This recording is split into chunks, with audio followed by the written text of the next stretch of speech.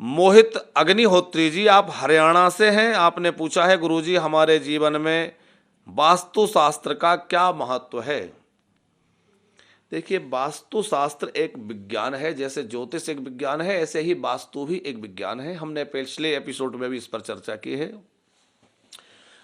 हम जब भवन निर्माण करते हैं तो उस समय वास्तु का विचार किया जाता है।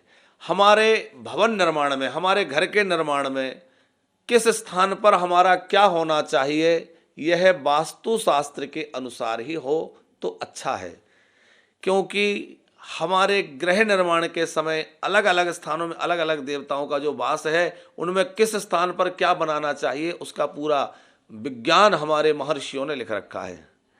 जब घर बनाना हो तो उसके 9 रेखाएं खींच करके नवखंड किए जाते हैं, और 9 खंड बना करके उनमें अलग अलग खंडों में अलग अलग देवताओं की कल्पना होती है कि पूर्व में अमुक दिशा है, पश्चिम में अमुक दिशा है, अमुक देवता है। तो सारी दिशाओं के देवता होते हैं। उन जो कोष्टक आपने खंड बनाए हैं उनके अलग अलग देवताओं का नाम लिखा होता है।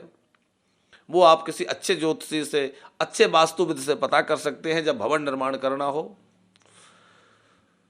अब उसमें ध्यान रखने योग्य बात यह है कि कौन से देवता के स्थान पर भवन का मुख्य द्वार हो, कौन से देवता के स्थान पर हमारा अग्नि का स्थान हो, कौन से देवता के स्थान पर हमारा जल का स्थान हो, किस देवता के स्थान पर हमारा भंडार गृह हो, कहाँ शयन खंड हो। क्योंकि शयन खंड हमारा कहीं ऐसी जगह हो गया जो किसी अन्य देवता का स्थान है, जो शयन के योग्य नहीं है, तो वहाँ शयन करने से हमें रोग घेर लेंगे।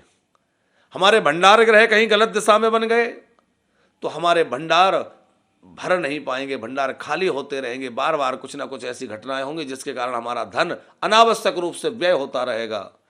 यदि ईशान कोण में आपने घर की सीढ़ियां लगा दी, जीना लगा दिया, स्टेप लगा दिया, तो उससे क्या होगा? गृह स्वामी अनेक प्रकार के कलेशों से घिरा रहेगा, गृह स्वामिनी बीमार रहेगी।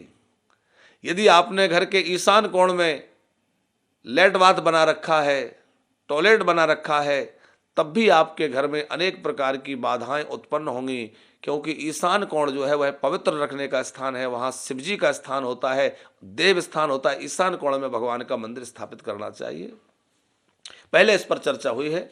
तो हमें वास्तु शास्त्र के अनुसार ही अपने भवन का निर्माण करना चाहिए, ताकि हम जब उस भवन में रहें तो हम निरोगी रहें, हमारे घर में धन धान्य रहे, परिवार में सब में आपस में सुमति रहे।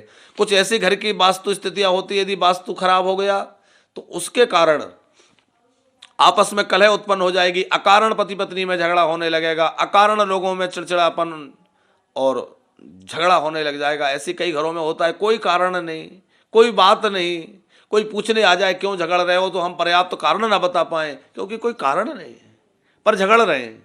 क्योंकि वहाँ का वातावरण नकारात्मक हो गया है, नेगेटिविटी उस घर में आ गई है। यदि आपको लगता है कि आपके घर में नेगेटिविटी है, किसी भूत प्रेत अथवा तंत्र मंत्र के चक्कर में मत पड़िए। आप जो है उसमें एक तो नमक डालकर पानी में उससे पोंछा लगाइए, उससे आपके यहाँ घर की नेगेटिविटी दूर होगी। घर में आप तुलसी का पौधा अवश्य रखिए, वह बहुत सकारात्मक ऊर्जा लाएगा। आप घर में देवस्थान बना करके देवताओं का नित्य पूजन अर्चन कीजिए। संभव हो तो रामचरितमानस के 5-7 दोहों का पाठ घर में करिए, सारी ये नेगेटिविटी चली जाएगी, सारे वास्तु दोष अपने आप भवन दोष समाप्त हो जाएंगे।